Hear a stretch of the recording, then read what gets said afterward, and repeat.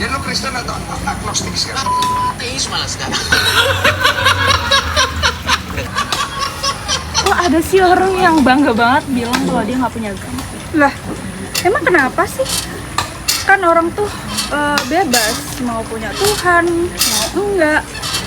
Ya iya sih, tapi at least dia tuh punya rasa malu nggak sih buat ngutarin pikiran yang radikal gitu.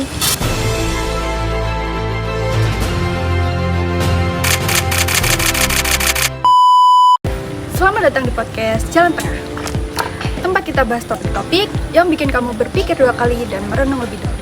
Hari ini kita punya judul yang agak menggelitik nih, yaitu kamu moderat atau murtad. Nah, kita tuh sengaja pilih judul ini karena kan sering banget tuh orang-orang tuh masih sering salah paham tentang sikap moderat dalam beragama. Ada yang bilang moderat itu cuma kedok biar kelihatan netral, padahal aslinya ini. Ada juga orang yang takut moderasi karena bisa bikin keyakinan kita itu goyah sampai dianggap murtad. Duh, gimana ya? Jadi stay tune, karena kita bakal bahas mitos-mitos itu langsung dengan contoh-contohnya. Di sini kita bakal bahas dari definisi moderasi, pentingnya moderasi, batasan moderasi, sampai gimana sih cara kita menerapkannya di zaman yang serba digital ini. Jadi stay tune, dengerin sampai akhir ya.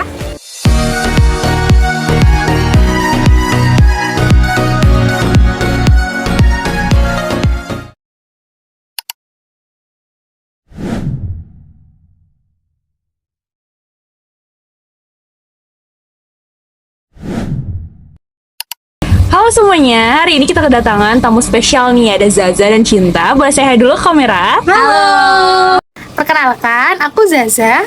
Aku Cinta. Nah, jadi langsung aja nih ya, kita langsung ke topik pembahasan kita.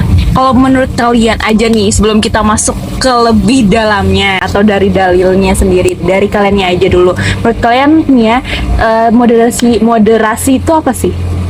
Kalau menurut aku sih ya, moderasi itu lebih ke sikap tengah-tengah. Jadi dia itu nggak ekstrim ke kanan, tapi juga nggak ekstrim ke kiri, tapi tetap mencari titik tengah keseimbangan yang adil. Oke, aku juga setuju banget nih tadi kata Zaza. Nah, dimana moderasi beragama itu merupakan cara kita mempraktekkan agama kita di kehidupan sehari-hari dengan tetap berpegang teguh akan inti agama kita. Nah, dengan itu kita juga harus tetap mentoleransi akan perbedaan yang ada di sekitar kita. Selain itu, moderasi agama itu berbeda dengan moderasi agama, seperti itu. Nice, aku suka banget nih sama statement kamu tadi. Jadi memang moderasi beragama sama moderasi agama itu beda. Kalau menurutku, sepengetahuanku, memang moderasi agama itu lebih mengubah suatu agama agar sesuai dengan nilai atau aturan-aturan pada zaman tertentu. Contohnya, kita ngubah aturan agama agar bisa diterima semua orang. Dan hal itu tuh ternyata emang udah salah banget dari prinsip moderasi beragama, ya nggak sih? Nah, setuju banget nih aku sama tadi statement si Kalida sama si Cinta. Tapi ada bedanya lagi. Kalau tadi udah ada modernisasi agama, ada moderasi agama, dan yang terakhir itu ada modernisasi agama. Jadi itu beda lagi. Kalau menurut aku nih ya, modernisasi beragama itu lebih gimana adaptasi kita menuju sesuatu hal yang modern.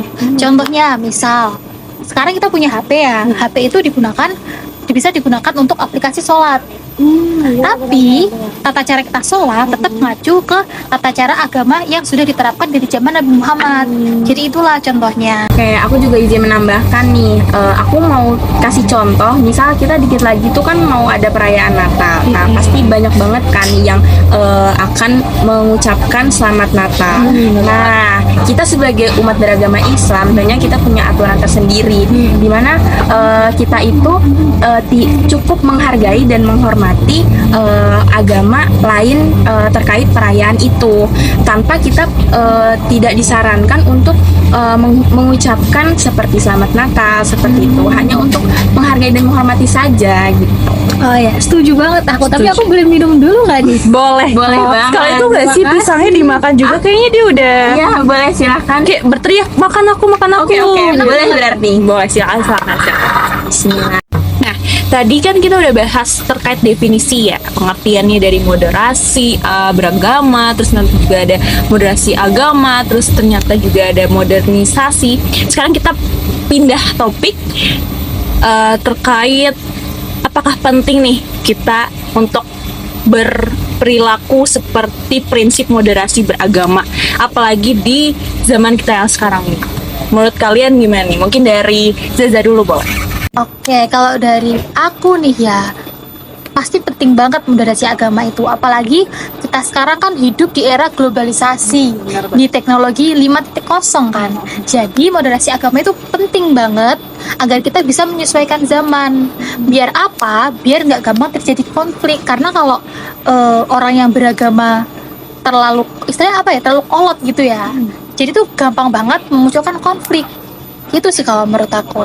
Oke, aku setuju banget nih sama tadi pendapat Zaza. Dimana kita hidup di era digital, kita tuh sering banget ketemu sama hoax dan narasi-narasi yang ada di media sosial. Dimana kita memiliki moderasi beragama, itu kita berguna untuk menjernihkan pikiran kita dan agar kita tidak mudah terprovokasi atau setuju atas hoax-hoax yang ada. Nah, selain itu, contoh simpel lagi nih, misal kita punya berita yang dipolitisasi atau ikut campur tangan orang lain, dimana kita belum tentu itu keoriginalitasnya diragukan. Nah, kita harus cek faktanya dulu nih, beritanya itu bener atau enggak, seperti itu, enggak ikut-ikutan. Nah, benar banget nih. Jadi memang moderasi ini penting banget ya untuk zaman sekarang ini, karena moderasi ini bisa membuat kita lebih inklusif dan bisa juga membantu kita dapat bekerja sama dengan siapapun dengan tanda petik tanpa kehilangan identitas agama kita sendiri. Bener banget. Keren banget, keren banget. Oke, kita pindah ke topik lainnya ya. Mungkin ini topik yang sering banget diperbincangkan oleh para Gen Z atau Gen Z. Kan segala hal itu pasti punya batasan, ya nggak sih? Sama halnya juga dengan moderasi beragama kan. Jadi topik kita hari ini. Nah, kita tuh nggak boleh, yang tadi kita bilang, kita tuh nggak boleh asal mengubah satu hal dengan dalih menyesuaikan suatu zaman. Nah, kalau menurut kalian sendiri, bagaimana sih batasan moderasi beragama itu agar kitanya juga nih nggak melenceng? Awalnya kita pengen jadi orang yang moderat, tapi ternyata kita malah masuk ke golongan yang murtad. Nah, kalau dari teman sendiri nih, ya kan, paham kan? Gimana sih batasan mungkin yang biasanya kalian lakukan untuk membatasi diri kalian sendiri nih? Nah, bener banget nih, aku setuju banget sama statement dari Khalida. Jadi bener, moderasi itu walaupun kita menjadi orang yang moderat dalam beragama, kita harus tetap berpegang teguh pada prinsip agama yang kita yakinin. Sebagai contoh, semisal kita punya temen dalam satu circle nih, misal dalam satu circle itu ada sekitar 5 orang. Yang Islam cuma kita, 3 orang Kristen, 1 orang Hindu. Pasti diajak ya ngerayain perayaan Natal kayak atau Paskah. Ya kalau memang nggak ada pilihan lain, dikucilkan, oke lah, kita nggak apa-apa datang ke sana. Tapi tetap kita cuma datang aja, tapi kita nggak boleh ikut dalam perayaan mereka. Misalnya kalau ada perayaan Natal, kita nggak boleh ikutan nyanyi. Kita tunggu aja di luar sambil makan jajan atau gimana. Tapi kita tetap ikut kumpul gitu. Kalau menurut aku sih kayak gitu ya. Setuju sih. Nah, aku setuju banget. Nyimpulin juga dari persepsi aku, dimana kita itu moderasi agama itu bukan berarti kita itu harus menafsirkan ulang semua ajaran agama kita.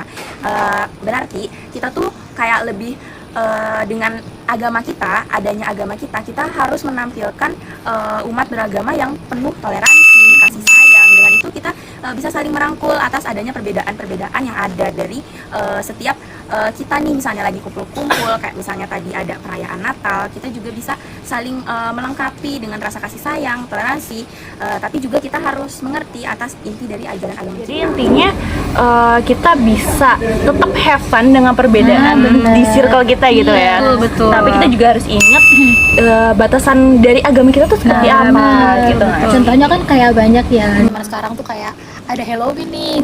Terus ya kan, walaupun kita kayak orang Islam tapi kita ikut-ikutan gitu biar kelihatan gaul. Padahal sebenarnya itu nggak boleh. Kita cukup menghormati aja, tapi jangan ikut-ikutan. Oke nih. Tapi ya berdasarkan yang di lapangan ya aku lihat. Iya. Tadi yang udah sempat dibilangin sama Zaza dan Cinta untuk ngelakuin ini dan itu, kayaknya nggak segampang itu. Tak segampang itu. Untuk dilakuin para kalangan ya nggak sih?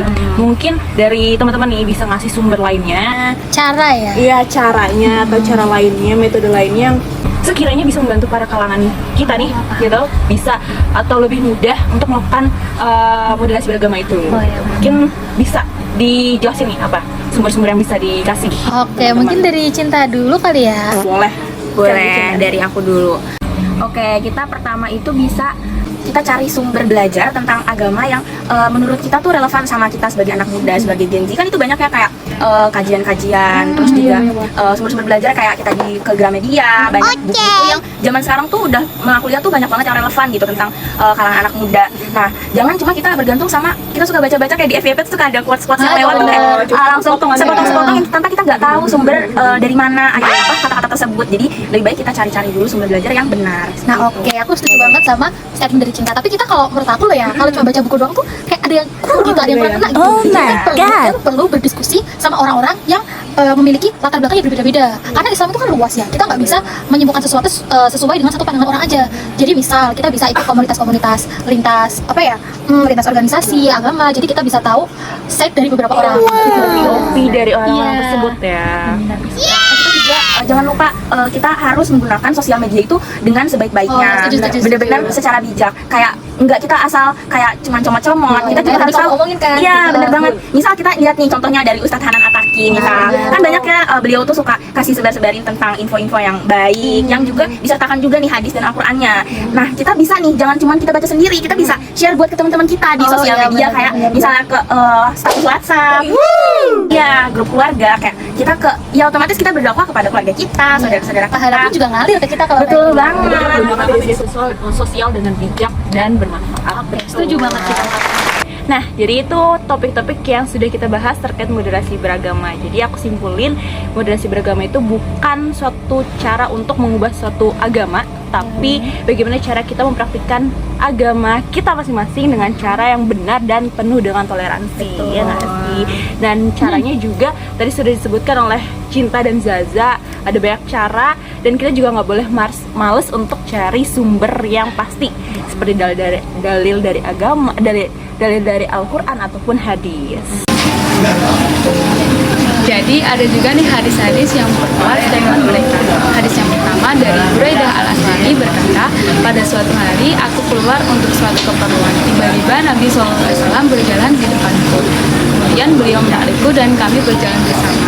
Ketika itu kami melihat seorang laki-laki yang sedang sholat dan ia banyakkan ruku dan sujudnya. Kemudian Rasulullah bersabda, apakah kamu melihatnya sebagai orang yang mulia? Maka aku berkata, Allah dan Rasulnya lebih mengetahuinya. Kemudian beliau menarik tangannya dari tanganku, menggenggam tangannya, kemudian meluruskannya dan mengangkat tangannya seraya berkata, hendaklah kamu mengikuti petunjuknya dalam pertengahan, karena sesungguhnya siapa yang berlebihan dalam agama akan dimusnahkannya. Beliau mengulanginya sebanyak 3 kali. Hadis riwayat Ahmad, Baihaqi dan Al-Hakim. Hadis yang kedua dari Ibnu Abbas radhiyallahu anhu berkata, Rasulullah SAW bersabda, wahai manusia, jauhilah sikap melampaui atau berlebihan, karena umat-umat terdahulu binasa sebab sikap melampaui batasnya dalam beragama. Hadis riwayat Nasai dan Ibnu Majah. A'udzubillahi minasyaitonir rajim. Bismillahirrahmanirrahim. وكذلك جعلناكم أمة وسطا لتكونوا شهداء على الناس ويكون الرسول عليكم شهيدا وما جعلنا القبلة التي كنت عليها إلا لنعلم من يتبع الرسول ممن ينقلب على عقبيه وإن كانت لكبيرة إلا على الذين هدى الله وما كان الله ليضيع إيمانكم إن الله بالناس لرؤوف رحيم. Artinya, dan demikian pula kami telah menjadikan kamu umat Islam sebagai umat pertengahan agar kamu memiliki saksi atas perbuatan manusia dan agar Rasul Muhammad menjadi saksi atas perbuatan kamu. Kami tidak menjadikan kiblat yang dahulu kamu berkiblat kepadanya, melainkan agar kami mengetahui siapa yang mengikuti Rasul, siapa yang berbalik ke belakang. Sungguh, pemindahan kiblat itu sangatlah berat kecuali bagi orang-orang yang telah diberi petunjuk oleh Allah. Dan Allah tidak akan menyia-nyiakan imanmu. Sungguh Allah Maha Pengasih, Maha Penyayang kepada manusia. Sadaqallahul adzim. Terima kasih sudah mendengarkan podcast Jawa Tengah.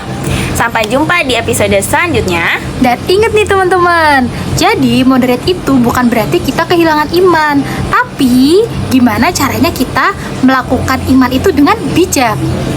Nah, kira-kira kamu moderat atau murtad?